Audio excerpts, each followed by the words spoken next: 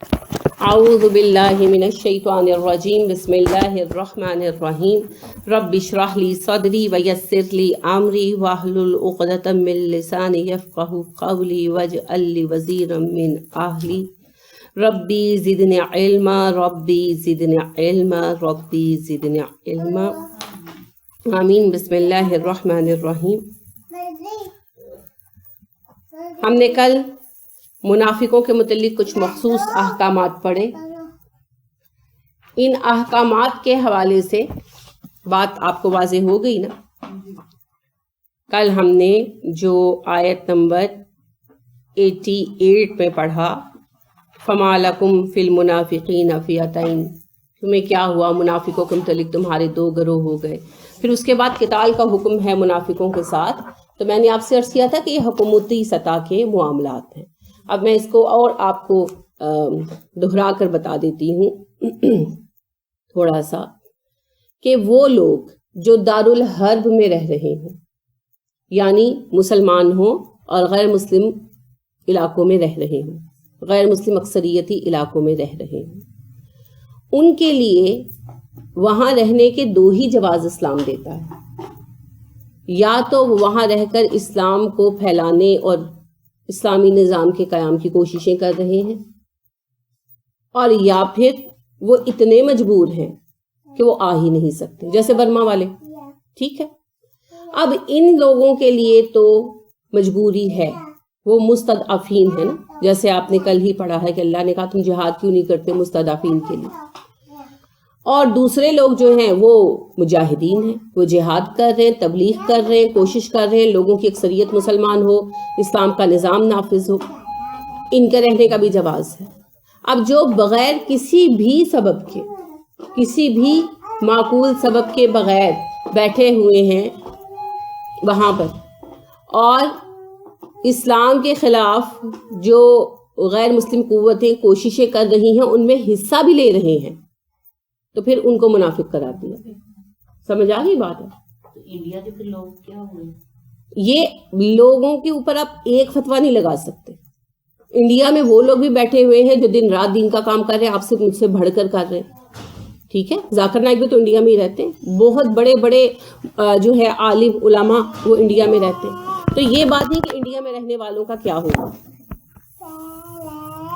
آواز نہیں آتی، باہر بالکل آواز نہیں آتی۔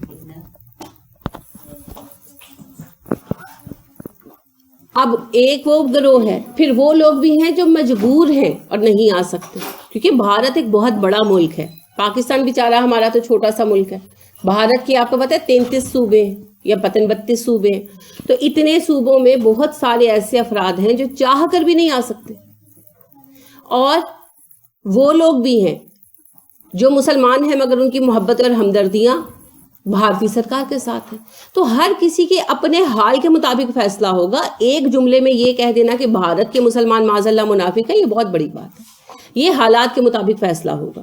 دیکھیے میں نے عرض کیا 3 گروہ ہیں، اسی لیے میں یہ بات دہرا رہی ہوں تاکہ آپ کو یہ بات کلیئر ہو جائے۔ یہ نہیں کہ ہر مسلمان جو دارالحرب میں رہتا ہے، غیر مسلموں میں رہتا ہے، مٹ کر کے تو منافق۔ ایک وہ بندے جو وہاں رہتے ہیں اور دین کے لیے جد و جہد کر رہے ہیں، اگر سارے کے سارے ہجرت کر کے آ جائیں گے تو وہاں پر دین کا کام کون کرے گا؟ دین کا کام کرنے کے لیے بھی تو افراد چاہیے۔ تو اگر وہاں بیٹھ کر دین کا کام کر رہے ہیں، جیسے صحابہ کئی بار ایسا ہوا کہ مسلمان ہوئے، آپ دیکھیے کہ ابو موسیٰ اشعری مسلمان ہوئے اور واپس قبیلے میں چلے گئے، کہنے لگے کہ میں اپنے قبیلے کو جا کر تبلیغ کروں گا، اور کئی سال رہے، یہاں تک کہ پھر فتح خیبر کے موقع پر واپس مدینہ آئے۔ تو یہ بالکل ایک جواز ہے، شدید جواز ہے، اور یہ تو بہت عظیمت کی بات ہے۔ بڑے شدید عزم والے لوگ ہیں جو مخالفت کو فیس کرنے کے لیے واپس چلے جاتے ہیں۔ ٹھیک ہے، تو وہ تو مجاہدین فی سبیل اللہ ہیں۔ اس کے بعد وہ لوگ ہیں جو مجبور ہیں، جس کی میں نے آپ کے سامنے ایک مثال پیش کی، جیسے برما کے لوگ ہیں۔ جیسے آپ دیکھیے کہ بنگلہ دیش میں بیٹھے ہوئے وہ لوگ ہیں جن کو نہ ادھر آنے دیا جاتا ہے، نہ بھارت جانے دیا جاتا ہے، نہ بہاری جن کو عام طور پر کہتے ہیں، ان کے لیے اللہ کی زمین تنگ کر دی گئی ہے۔ اس طرح کے کئی لوگ ہوں گے جن کے ہم مسائل سے واقف نہیں ہیں، تو وہ لوگ پھر مستضعفین میں آتے ہیں، یعنی کہ ضعیف لوگوں میں، کمزوروں میں، وہ مجبور ہیں۔ اور ان کے لیے تو اللہ نے پھر آپ کو پتا ہے کہ حدیبیہ کے موقع پر جنگ کی اجازت نہیں دی تھی، سورہ فتح پڑھتے ہیں نا، اس کے ترجمے پر بھی غور فرمائیں. اللہ رب کریم نے کہا میں نے اس لیے تمہیں روک دیا کہ بہت سارے لوگ ایسے ہیں جو مومن ہیں اور تم ان کے ایمان سے واقف نہیں ہو. تو اللہ نے ان کو اتنا ویلیو فرمایا کہ فتح مکہ کو فی الحال ٹال دیا. اس قدر اہمیت ہے مومنوں کی جان کی. تو مستضعفین بھی اس میں نہیں آتے. وہ لوگ جو وہاں رہتے ہیں ان کے قوانین کو بخوشی، قوانین سے مراد ٹریفک لاز کی بات نہیں میں کہا دیں، وہ تو اب جہاں رہیں گے وہیں کے فالو کریں گے. یعنی اپنے دین کے قوانین کے اگینسٹ جو قوانین ہیں ان کو بخوشی قبول کرتے ہیں اور ان کے ساتھ پوری ہمدردیاں رکھتے ہیں مسلمانوں کے اگینسٹ. وہ گروہ منافق کہلائے. ٹھیک ہے. تو لہٰذا کسی بھی دارالحرب میں رہنے والے لوگ یعنی کہ غیر مسلم اکثریتی علاقے میں رہنے والے لوگوں پر ایک حکم نہیں لگایا جا سکتا. دوسری بات یہ ہے، یاد رکھیے کہ ہجرت کر کے آنے والے کے لیے دارالاسلام میں جگہ بھی تو ہونی چاہیے. یعنی کہ دارالاسلام جو ہے وہ ان کو اجازت دے. اب دیکھیں پھر میں برما کی مثال دوں گی کیونکہ آپ آسانی سے سمجھ جائیں گے نا. آج کل کی مثال ہے کہ برما والے ایک تو ہجرت کر نہیں سکتے، بہت مجبور ہیں، اور جو مشکل سے نکل بھی آتے ہیں تو ان کی کشتیاں جیسے آپ کو پتا ہے کہ جو ہے دریا سمندر میں ہی پھرتی نہیں. کسی نے ان کو آنے کی اجازت دی ساحل پر؟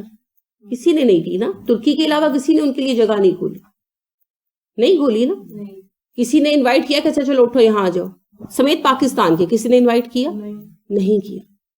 تو بات یہ ہے کہ جو بندہ مسلمان ہو کیا اس کے لیے کسی دارالاسلام میں، چاہے اچھا دارالاسلام حال وہ ملک ہے جو اسلامی ملک ہے، مسلم اکثریتی علاقہ ہے، چاہے وہاں اسلام کا قانون نہیں بھی صحیح معنوں میں نافذ، جیسے پاکستان قانون نافذ نہیں ہے مگر آپ کو کوئی گن پوائنٹ پہ روک بھی تو نہیں نہ رہا، تو یہ دارالاسلام ہی ہے. اس کو بہتر بنانا ہے مگر یہ دارالحرب ہرگز نہیں ہے، کیونکہ ہم اپنی مرضی سے اپنے دین پر عمل کر سکتے ہیں. ہم عمل نہیں کر رہے تو وہ بھی اپنی مرضی سے نہیں کر رہے. تو کیا ہم نے ان لوگوں کے لیے جو مسلمان ہو دروازے کھول رکھے ہیں؟ تو پھر ایک یاد رکھیے یہ بھی سبب ہے کہ کوئی آنا بھی چاہے تو نہیں آ سکتا، کیونکہ آپ کو پتا ہے کہ امیگریشن آج جو ہے کتنی مشکل ہے اور نیشنلٹی نہیں ملتی اور بہت سارے مسائل ہیں نا. تو اگر وہ اپنی جگہ چھوڑ کر آئیں تو آگے رہنے کو جگہ تو چاہیے. تو لہٰذا دارالاسلام کا کردار بھی پھر اس میں آتا ہے، اور سب ممالک جو مسلمان ہیں وہ دارالاسلام ہی ہیں. اور آپ کو پتا ہے کہ عرب ممالک کی نیشنلٹی لینا دنیا کا سب سے مشکل کام ہے نا ایسے، حالانکہ ان کو بازو کھولنے چاہیے جبکہ ان کی آبادیاں بھی کم ہیں، لیکن ایسا ہوتا نہیں ہے. تو بات یہ ہے کہ یہ سارے امکانات دیکھے جائیں گے. یہ نہیں کہ اٹھے اور الزام عائد کر دیا. جو لوگ دارالحرب میں یعنی غیر مسلم اکثریتی علاقوں میں رہتے ہیں مسلمان ہونے کے باوجود، اگر وہ وہاں تبلیغ اور مساعی کر رہے ہیں تو بالکل اعلیٰ کام کر رہے ہیں، اور یقیناً بلکہ ہو سکتا ہے کہ یقیناً وہ ہم سے بہتر مسلمان ہیں. پھر وہ لوگ جو مجبور ہیں اور نہیں آ سکتے، اب مجبوری کی کئی شکلیں ہیں، بے بسی، یا اب دیکھیں کہ نیشنلٹی لینا چاہتے ہیں، پیسہ ہی نہیں ہے. اب آپ کو پتہ نہیں خاص لیول ہر ملک نے اپنے اصول رکھے ہوئے، اتنا پیسہ ہوگا تو ہم نیشنلٹی دیں گے. تو پھر یہ مسائل، اگر اس طرح کی مجبوری ہے تو وہ مجبور ہے، مستضعفین میں آ گئے. صرف وہ گروہ منافق کہلائے گا جو وہاں اپنی مرضی سے بیٹھا ہوا ہے، ان کے ہر قانون پر لبیک کہتا ہے، چاہے وہ ہومو سیکشولیٹی کا ہو چاہے وہ ننگے پھرنے کا ہو، اور ان کی مسلمان ممالک کے خلاف مدد بھی کرتا ہے، شرکت بھی کرتا ہے ان کے ساتھ جنگوں میں. ٹھیک ہے. اب یہ سوال کلیئر ہو گیا کہ جو بھارتی فوج میں مسلمان ہیں ان کا کیا حکم ہے. اللہ نے کہہ دیا جب وہ تمہارے مقابل پر آئیں تو پھر انہیں قتل کرو. کل آپ نے پڑھ لیا نا، کیونکہ پھر وہ جن کے ساتھ آئے ہیں انہی میں اندر شمار ہوں گے. اگر وہاں رہتے بھی ہیں تو ایٹ لیسٹ پھر ان کو اپنے ہتھیاروں سے اپنی قوت سے کبھی تو نہ کرے. اگر کچھ نہیں کر سکتے تو اتنا تو کر سکتے، لیکن وہ اتنا بھی نہیں کر رہے. ٹھیک ہے ان کے خلاف اسلام یہ نہیں کہتا سازشیں کرو، اسلام یہ نہیں کہتا ان سے غداری کرو، لیکن اپنی قوم سے بھی غداری نہ کرو، نیوٹرل رہو. اگر نیوٹرل بھی نہیں رہتے اور دو گروہوں میں سے تم ان کو چن رہے ہو تو پھر چوائس از یورس. لہٰذا پھر اگر ان کی فوج میں شامل ہو کر مسلمانوں کے مقابل پر آؤ گے تو پھر جیسے باقی فوج کا حکم وہی تمہارا حکم. یہ بات واضح ہو گئی. یہ انڈیویجول افراد کے لیے نہیں ہے. ٹھیک ہے. اچھا اس وقت یہ مسئلہ بہت زیادہ تھا رسول اکرم صلی اللہ علیہ وسلم نے حکم دے رکھا تھا کہ جو مسلمان ہو وہ ہجرت کر کے آ جائے. اب لوگ جہاں بھی مسلمان ہوتے تھے ہجرت کر کے مدینہ کے ارد گرد کے گاؤں میں قبیلوں میں آ کر آباد ہو جاتے تھے. جو ہجرت نہیں کرتے تھے وہ 2 ہی قسم کے لوگ تھے، بلکہ 3 قسم کے. ایک تو وہ جو باقاعدہ اجازت لے کر واپس جاتے تھے کہ ہم اپنے قبیلے میں تبلیغ کریں گے، وہ تو مبلغین تھے. دوسرا گروہ وہ تھا جو آ ہی نہیں سکتا تھا، جیسے اللہ نے مستضعفین قرار دیا. جیسے کسی کی بیوی مسلمان ہوگی وہ آنے ہی نہیں دیتا. کوئی ایک آدھ بندہ مسلمان ہو گیا، جیسے آپ کو پتہ ہے ابو جندل مسلمان تھے تو ان کے اپنے باپ جو تھے سہیل، انہوں نے ان کو قید کر کے رکھا ہوا تھا، بیڑیاں ڈال کے رکھا ہوا تھا، کیسے آتے؟ تو اس طرح کی مجبوریاں، وہ آ ہی نہیں پاتے. کوئی بچہ مسلمان ہو گیا، تو یہ سارے مسائل تھے. اب ان کو بھی معذور قرار دے دیا گیا. اب تیسرے وہ لوگ تھے جو کسی وجہ سے مسلمان ہو گئے، دین اچھا لگا یا کسی بھی سبب سے، لیکن اپنے ہی قبیلے کے ساتھ ان کا رہن سہن تھا، وہ اپنے قبیلوں کو چھوڑنے پر بھی آمادہ نہیں تھے، قربانی دینے پر بھی آمادہ نہیں تھے، اور پھر جنگوں میں اور حملوں میں شرکت بھی کرتے تھے اپنے قبیلے کی طرف سے مسلمانوں کے خلاف. اب یہاں مسلمان کنفیوژن کا شکار تھے کہ یہ لوگ مسلمان ہیں، ان کے لیے کیا کیا جائے، کیا ہم ان پر تلوار اٹھائیں یا نہ اٹھائیں. اب اللہ نے اس کا واضح حکم دے دیا کہ وہ مسلمان جو مسلمان ہونے کے بعد اپنے کافر اعزاء کو نہیں چھوڑتے، اپنے کافر قبیلوں کو نہیں چھوڑتے، ان کے لیے صرف 3 راستے ہیں. یا تو یہ کہ وہ مجبور ہوں، پھر تو قابل معافی، اللہ معاف کر دے گا. دوسری شکل جو عزیمت کی ہے کہ ان کے مابین بیٹھے اور ان کو تبلیغ کریں، ان کو تعلیم دے، ان کو دین سکھائیں، پھر تو وہ میرے ہاں اجر پانے والے ہیں. اور اگر یہ دونوں صورتیں نہیں ہیں تو ہجرت کریں اور مدینہ آ جائیں. اب مدینہ اگر وہ نہیں آتے اور وہیں پر رہتے ہیں اور پھر شر میں بھی حصہ لیتے ہیں، اگر تو شر میں حصہ نہیں لیتے تو چلو ان کو نظر انداز کر دیا جائے گا، اعراض برتا جائے گا. لیکن وہ شر میں بھی حصہ لیتے ہیں، مسلمانوں کے راز ان کو بتا دیتے ہیں اور مسلمانوں کے یعنی باتیں لے کر ان کو پہنچاتے ہیں، اور مسلمانوں سے جنگوں کے وقت ان کے شانہ بشانہ مقابل آتے ہیں مسلمانوں کے، تو پھر ان کا وہی حکم ہے جو کافروں کا ہے، جہاں پاؤ قتل کر دو. یہی آپ نے حکم پائے نا کافروں کے بارے میں سورہ بقرہ میں کہ جہاں انہیں پاؤ وہیں قتل کرو دوران جنگ. تو اللہ نے کہا کہ پھر جنگ میں جب یہ کافروں کے ساتھ اٹھ کر آ گئے تو انہوں نے اپنی واضح چوائس دے دی نا کہ ہم دل سے، دماغ سے، جسم سے ان کے ساتھ ہیں. تو پھر ان کے ساتھ ہے تو پھر جو ان کا حال ہو تمہارا حال، عیش کرو. پھر یہی یہاں کہا گیا، اور منافقین کی اس خاص قسم کو یہاں ذکر کیا گیا. اس میں وہ عام منافق نہیں ہے جو محفلوں میں بیٹھ کر منافقت کرتے ہیں، یا جس طرح میں نے کہا نا کہ نفاق تو عملی بھی ہوتا ہے کہ عقیدے سے صحیح مسلمان ہے اور ویسے جو ہے اعمال کے اعتبار سے منافقت ہے، جو ہمارے معاشرے میں پائی جاتی ہے. مسلمانوں کی اکثریت آج اس بیماری کا شکار ہے. یہ وہ منافق یہاں مراد نہیں ہے. یہاں وہ منافق مراد ہیں جو قوم کے غدار بن جائیں اور علی اعلان اپنی غداری ظاہر کریں. جب مسلمان ملک کے مقابلے پر لڑنے کے لیے آ گئے غیر مسلموں کے ساتھ مل کر، تو پھر انہوں نے ظاہر کر دیا نا کہ ہم اس جماعت کے ساتھ ہیں، تو پھر ان کے لیے کوئی جو ہے رعایت نہیں ہے. ان کے ساتھ پھر ویسی ہی جنگ کی جائے گی، سوائے اس کے کہ وہ صلح کر لے یا وہ لڑنے سے باز آ جائیں. ٹھیک ہے، اگر وہ آپ نے پڑھا ہے کہ صلح کی اپیل کرے، یعنی کہ باقی کافر فرض کرے جنگ کر رہے ہیں تو ان کا جو گروہ ہے یہ کہے کہ بھئی ہم جنگ سے باز آتے ہیں، تو پھر ان سے جو ہے سمجھوتا کیا جا سکتا ہے، معاہدہ کیا جا سکتا ہے. یا اگر وہ آ کر امان طلب کر لے، ہتھیار پھینک دے، تو بھی انہیں امان وغیرہ دی جا سکتی ہے. ٹھیک ہے، یا پھر وہ ہجرت کر کے آ جائیں تو پھر تو معاملہ ہی ختم ہو گیا. لیکن پھر بھی اللہ نے کیا کہا، ہجرت کر کے آ بھی جائیں یا سمجھوتا ہو بھی جائے تب بھی ان کے ساتھ راز شیئر مت کرنا. پڑھا ہے نا آپ نے، اللہ نے کہا ان کو تب بھی ولی نہیں بنانا، یعنی راز شیئر نہیں کرنا، بس ان کو معاف کر دو، چھوڑ دو. پھر ان کا طریقہ کار دیکھو، اگر وہ قابل اعتبار ثابت کریں اپنے آپ کو تب راز شیئر کرو. یہ مت سمجھ لو کہ آخر انہوں نے سمجھوتا کر لیا ہے، کمپرومائز کر لیا ہے، صلح کی بات کر لی ہے تو وہ تمہارے وفادار ہو گئے. عین ممکن ہے کوئی نیا دھوکہ ہو. ٹھیک ہے، پھر آگے قتل خطا کا حکم آ گیا. اب یہ بات آپ کو واضح ہوگی نا، اس میں کوئی کنفیوژن تو نہیں رہی. ٹھیک ہے، چلیے اب آ گیا قتل خطا کا حکم. قتل خطا ایک تو عمومی حکم ہے، کسی بھی طرح قتل خطا ہو جائے. ایک خاص اس کا جو ہے، کل میں نے عام اعتبار سے بتایا نا کہ کسی کو پتھر مارا غصے میں آ کر وہ مر گیا، گڑھا کھودا وہ گرا مر گیا. ایک شکل جنگ کی بھی ہے کہ جنگ میں کسی مسلمان کو غلطی سے مار دینا. کیونکہ اس وقت میں یہ مسئلہ بھی کافی پایا جاتا تھا. لوگ مسلمان ہو جاتے تھے اور اپنا اسلام چھپا کے رکھتے تھے کیونکہ مسلمانوں پر ظلم و تشدد کیا جاتا تھا. تو اس وجہ سے مسلمانوں کو بھی پتہ نہیں ہوتا تھا کہ فلاں مسلمان ہے. تو کسی علاقے پر حملہ ہوا, کسی علاقے والوں کے ساتھ جنگ ہوئی, تو وہاں کے کسی بندے کو مارنے لگے. اب اس نے اپنے اسلام کے اظہار کے لیے کیسے اسلام کا اظہار کرنا؟ کلمہ پڑھے گا, لا الہ الا اللہ. اب ظاہری بات ہے جو مسلمان تھے ان کے لیے کنفیوژن تھی کہ آیا یہ مسلمان ہے یا جان بچانے کے لیے کلمہ پڑھ رہا ہے. ٹھیک ہے نا. تو بعض اوقات ایسا ہوا کہ ایسے بندے کو جس نے السلام علیکم کہہ کر بات کی یا اس نے لا الہ الا اللہ کہا تو مجاہدین نے انہیں قتل کر دیا. لہٰذا ایک واقعہ پیش بھی آیا کہ ایک علاقے پر یعنی حملہ کیا گیا تو ایک بندہ جو ہے وہ آگے بڑھا اور اس نے کہا السلام علیکم, لیکن انہوں نے اس کا اعتبار نہیں کیا اور اس کو مار دیا.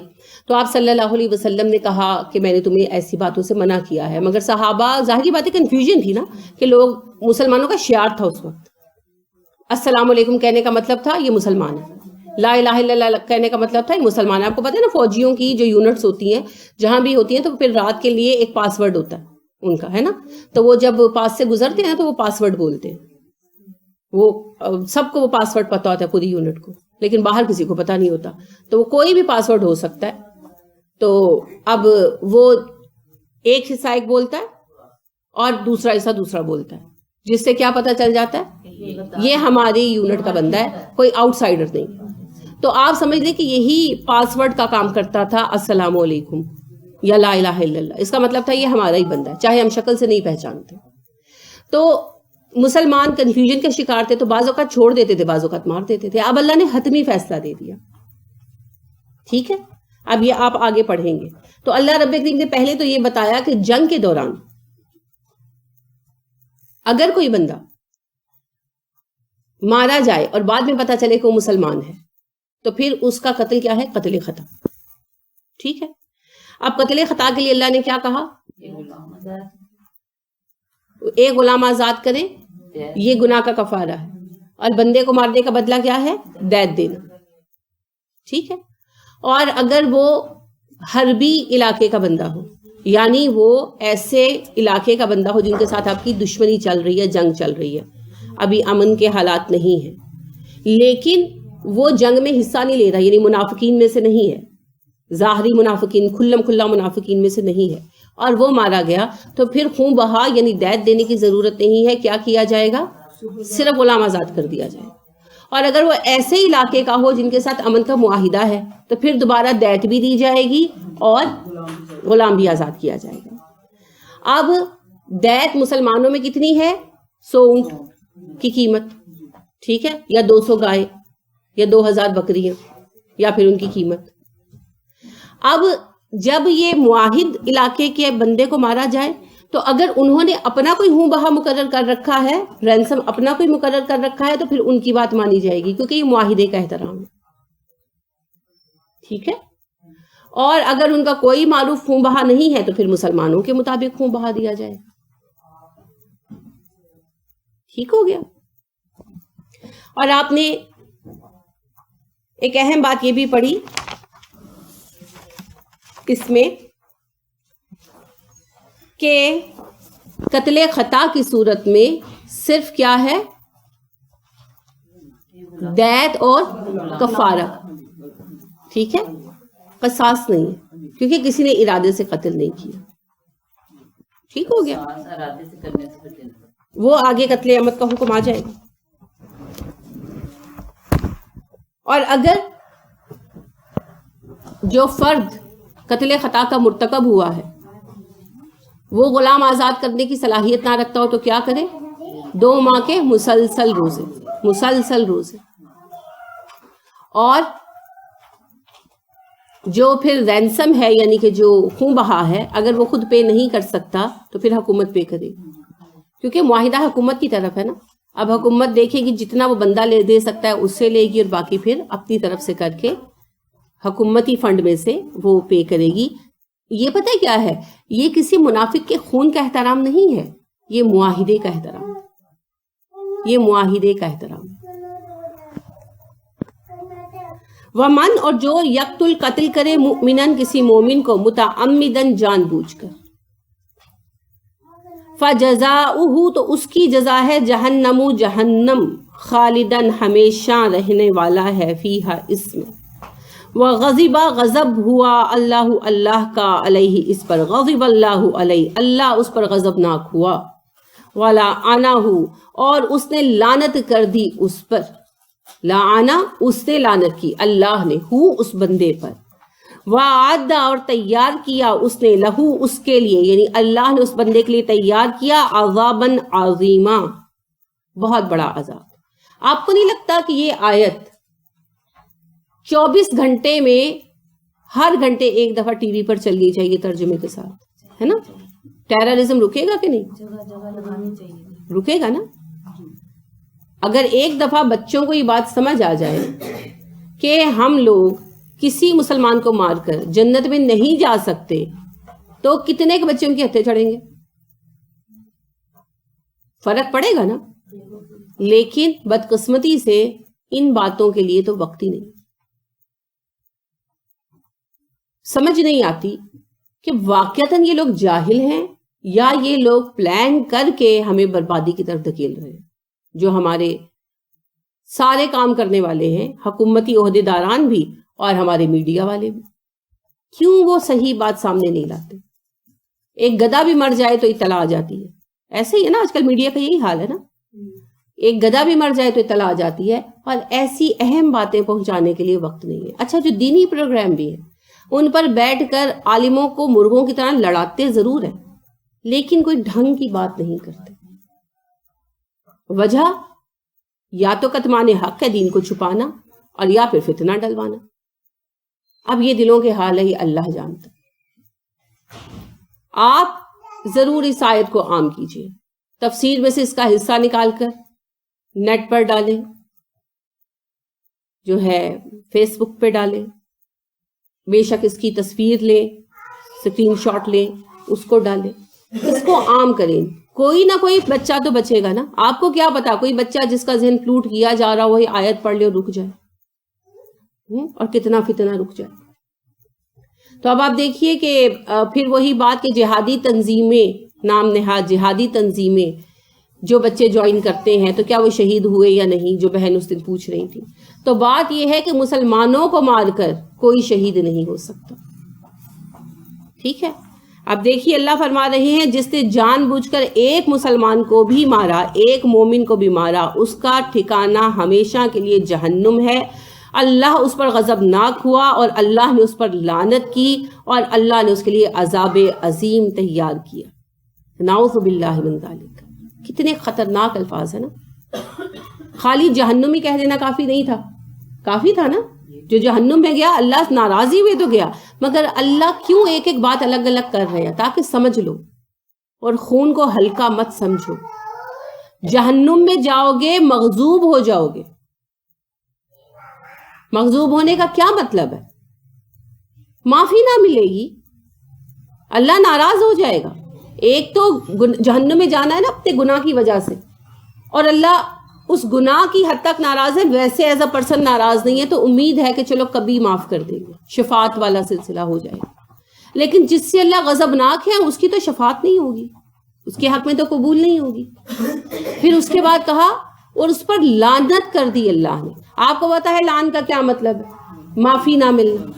اب غضب کے بعد لعنت کو بھی اسپیسیفکلی بیان کیا گیا، اور پھر مزید کہا اس کے لیے عذاب عظیم تیار کر رکھا ہے۔ جہنم تو ہے ہی عذاب کا نام، لیکن اب ساتھ پھر مزید تاکید، اس کے لیے عذاب عظیم تیار کروایا ہے۔ اللہ نے خاص طور پر کہا کہ جہنم کے اندر بھی شدید شدید عذاب ملے گا۔ اب آپ یہ اللہ کی تعلیمات دیکھیے اور ہمارے عقائد دیکھیے۔ اب آپ قرآن کی اس آیت کو کیسے بھول سکتے ہیں؟ اس کا مطلب کیا ہے؟ ایک جملے میں کوئی بتائے۔ خانہ جنگی حرام ہے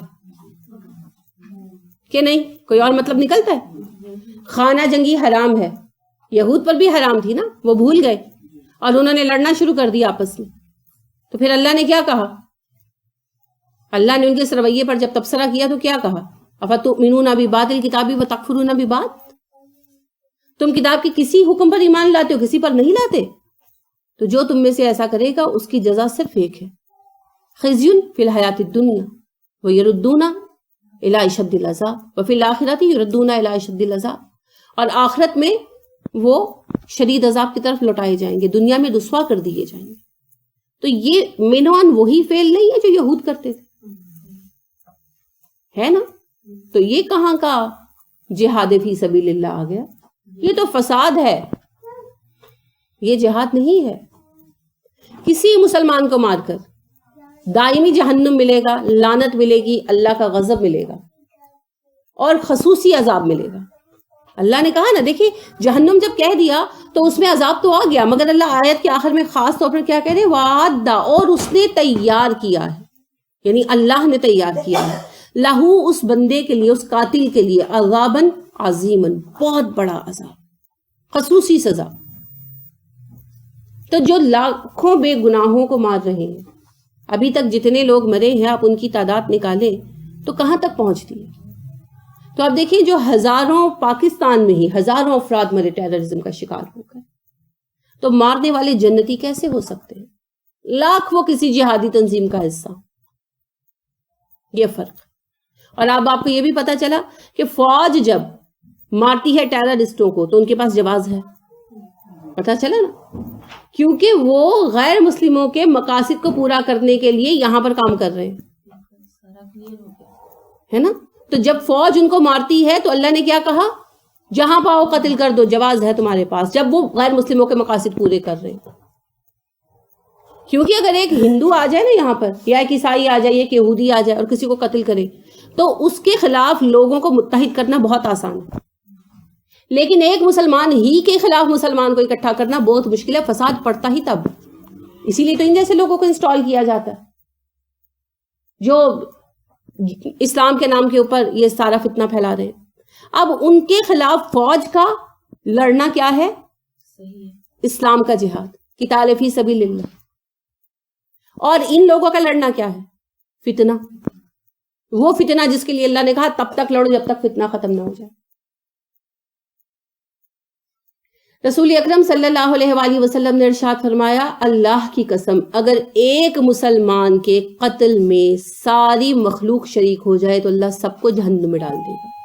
اسی مفہوم کی ایک حدیث قدسی بھی ہے، اللہ کہتے ہیں مجھے اپنی عزت و جلال کی قسم، اگر ایک مومن کے قتل میں ساری مخلوق زمین و آسمان کی شریک ہو جائے تو میں ساروں کو جہنم میں ڈال دوں گا اور وہ ہمیشہ جہنم میں رہیں گے۔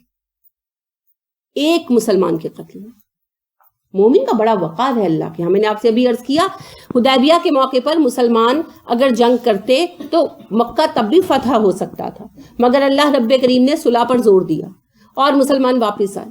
اور آپ کو پتا ہے کہ اس کے بعد 2 سال مزید مکہ جو ہے وہ کفر کا ایک مرکز بنا رہا۔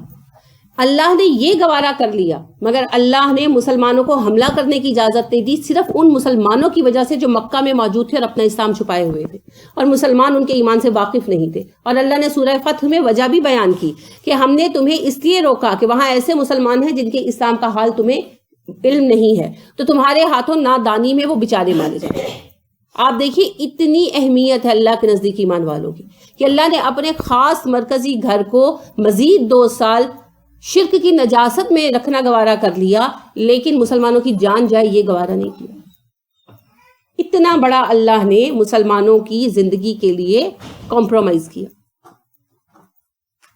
تو آج بلا شک و شبہ میں مانتی ہوں مسلمانوں میں بہت خرابیاں ہیں، مگر کسی خرابی کی وجہ سے ان کا قتل جائز نہیں بنتا، ہر وہ بندہ جو اپنے آپ کو مسلمان کہتا ہے۔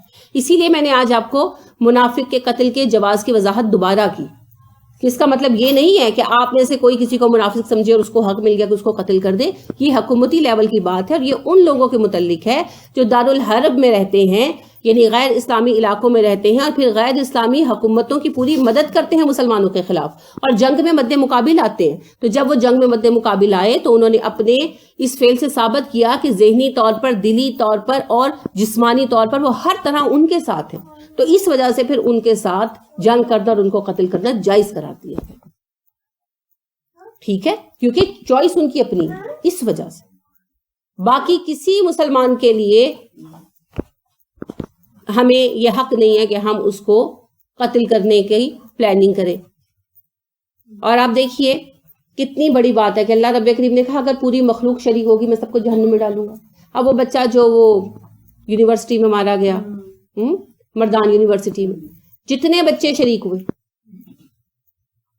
اللہ یہ کہ وہ استغفار کرے اور اللہ ان کو معاف کر دے، ان کی کفارے کی وجہ سے جذباتیت میں آ کر انہوں نے ایسا کیا، لیکن قتل عمد تھا نا، سزا ہونی چاہیے تھی نا.